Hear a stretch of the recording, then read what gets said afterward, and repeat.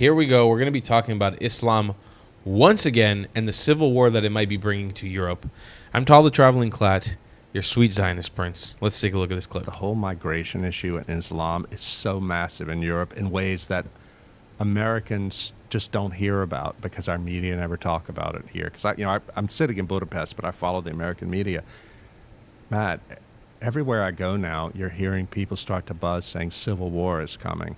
Almost everyone I talk to in France said, yeah, it's coming. It's coming here. Well, what they mean by civil war is not like one army against the other. They mean like the Islamic suburbs and a lot of the migrants riot. Country people get fed up with it and they take up arms. The government's caught between. There's a guy, I don't know if you ever listened to the Louise Perry podcast. She's an English podcaster. She's very good. She had a guy on about a month ago named David Betts. He's a professor at King's College London in the War Studies Department, and his academic specialty is civil wars. And he gave this absolutely chilling, because he was so level and serene, analysis saying of why the UK is headed inevitably to civil war. It all has to do with the fragmentation of society, with the state valuing these migrants and Muslims more than it values its own people. You might have heard of the rape gang scandal where Pakistani Muslim men were kidnapping and sexually molesting thousands of white working-class English girls from the city. The government knew about it, the police knew about it, the media knew about it, didn't want to talk about it because multiculturalism, keep the peace. Betts says that everything that the current Labour government in the UK is doing is out of a textbook to start a civil war, to inflame the populace, the native-born English, so much that they rise up not against the Muslims and the migrants per se, but against their own ruling class who have allowed this to happen. And Betts says in that podcast, he says, don't think, English listeners, that you can go to Europe to escape this. The same conditions exist in most every Western European country. Not in Hungary, Poland, Eastern Europe, because they've been much stronger in keeping migrants out. But it's really true. And this is one thing J.D. Vance was trying to talk about. And the media over there in Europe and our media want to suppress talk of this. And I'm not talking as a conspiracy theorist. I mean, the statistics are overwhelming. They want to suppress talk of this for the reason that we don't want to encourage the right-wing nuts. That's what I saw when I moved to Dallas after 9/11. When we moved down there, I was at the Dallas Morning News, and I knew a lot about Islamic extremism. I'd educated myself after 9/11, and I get there, and there's a lot of it in North Texas. At least there was at the time. This was 20 years ago or so. And I would write about it, and I would get a lot of pushback in my newsroom from other journalists who were more concerned that some rednecks in Texas might think bad thoughts about Muslims than they were about the fact that there were some Muslims in North Texas who were radicalizing the young people. It's just this, if we don't talk about it, it won't happen. But guess what? It's happening, but you have to tell the truth. I mean, just as you and I are talking, a couple of weeks ago in Italy, the top court there compelled the Italian government, to pay damages to 9 illegal migrants because the government delayed them by 6 days of making landing in Italy illegally. But that's how left-wing and insane the governments are. They're like, no, you have to pay for not letting these illegal migrants come in illegally sooner. An Italian Catholic friend was saying that they don't understand that they are undermining support for liberal democracy, because if liberal democracy means you have to lose your country like this. And I must say, Matt, that the church is undermining support for itself too. Pope Francis is like, fling the doors wide open. Absolutely. Well, of course we have to be charitable, but care for the immigrant, all of that stuff. Of course, but when you go into Paris and to all of the cities of Europe, and you see the chaos and the fear and the danger and the crime, and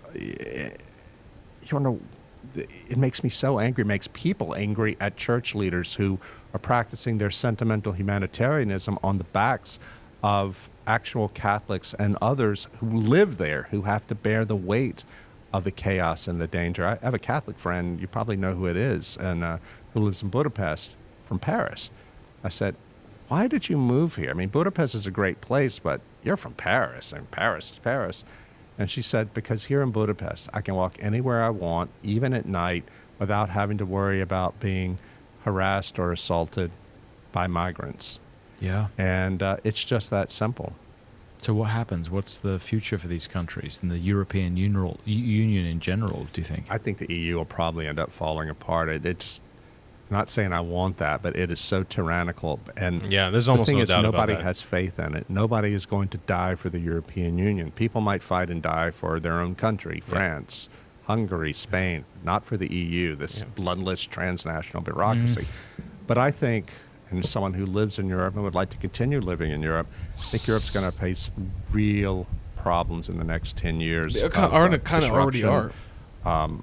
There's going to be economic crises because the workforce is aging, and the immigrants who are coming in, they're not assimilating. Many of them are causing trouble. It's not everybody, but Europe, in the U.S., we have such a different experience of migrants. Our migrants are coming primarily from Central America. Whatever you think of that, and I think the border should be controlled, but these are Christians. These are Catholics and evangelicals for the most part. That's not so in Europe. In Europe, it is so many Muslims. Yeah, no. Islam is a cancer. It's like Islamic extremism. It's almost superfluous. Just Islam is this demonic religion.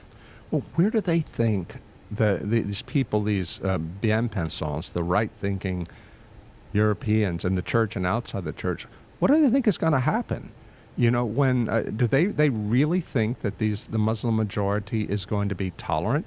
I dedicated the French edition of the Benedict option to a priest, Father Jacques Hamel, Catholic priest, who was slaughtered on his altar in Normandy, I think it was, by two Muslims who were screaming Allahu Akbar when they cut his throat.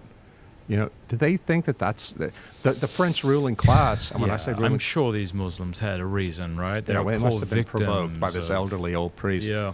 And the French ruling class, by which I mean not just those in government, but in academia and media and so forth, they're desperate not to see this. Desperate. Be sure to download Truthfully. Truthfully. Wait, is there more to this clip? Wait, let's finish the clip before we get the ad for Truthfully. Everything's going to be okay. But, Rusty Reno, the editor of First Things, had a book that came out a few years ago talking about the return of strong gods. What he meant by that was that we're moving into a new era where people follow strong gods in the sense of something powerful that drives them. Islam has a strong God. The Christian God is not strong in the sense that Rusty means. And I believe that if Europe is going to recover, it is going to need to recover a strong God. Not a God that is belligerent and wants to fight a crusade, but a God who will stand up for the faith, stand up for Christian civilization, and push back. I mean, I was just at Father Dwight Longenecker's parish, Our Lady of the Rosary in Greenville, South Carolina, and I was delighted to see there that they refer in some of the interior decoration in the parish to the Battle of Lepanto, because Our Lady of the Rosary helped deliver Europe the victory over the Ottoman Sultan. And if you talked about Lepanto in Europe today, even among a lot of Catholics, they would be horrified. Really? Yes. I'll be sure to do that next time I'm there. Yeah, because that's not tolerant, that's not showing respect. And thank you for watching this clip with Rod This Dreher. clip ends and the ad hits in a very weird way, but I reiterate everything this man said in the video. We are looking at a serious issue.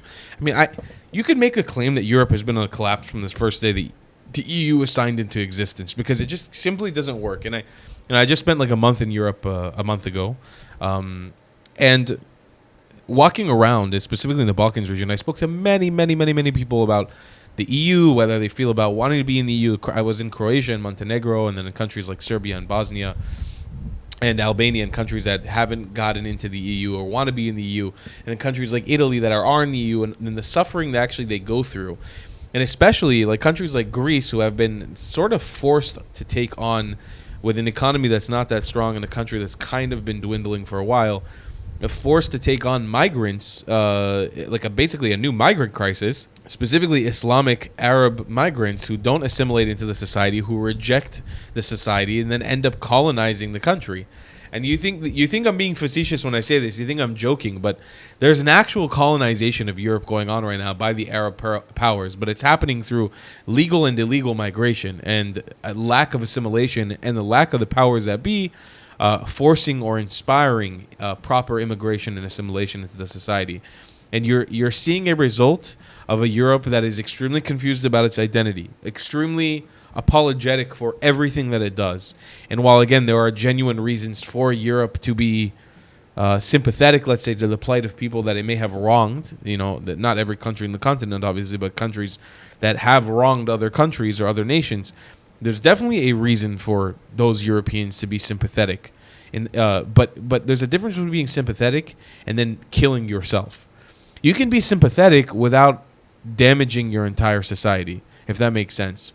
And we're looking at a ball that's rolling. And by the way, this is a big wake-up call for Americans, because in America, the same exact ideology is being pushed.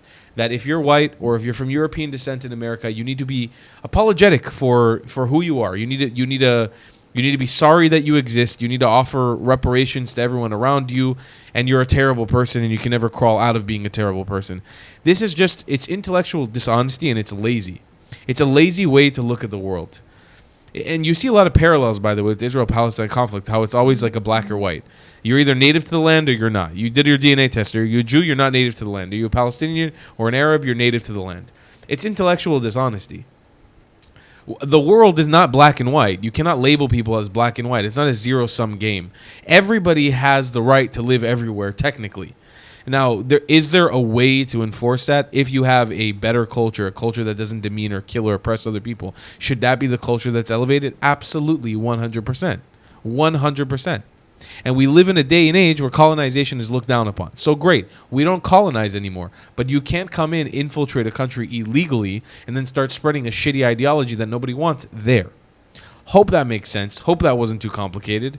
If I was going too fast, let me know in the comments. I'll see you guys in the next one. I love you a long time. Goodbye, Klats. If you believe in my content and want to support me, just know your help is needed. There's a bunch of great ways to support me, being PayPal, Buy Me a Coffee, or joining my Patreon community down below. Patreon is the best way to support my channel, and you'll get a bunch of cool perks depending on what tier you join. Another great way to support me is by buying my merchandise on thetravelingclat.com. I regularly drop new merch designs like this beautiful hat, or this amazing shirt, where you can support the channel and get something cool for yourself. I also have an amazing Discord community with people from all over the world. Thank you so much for your support.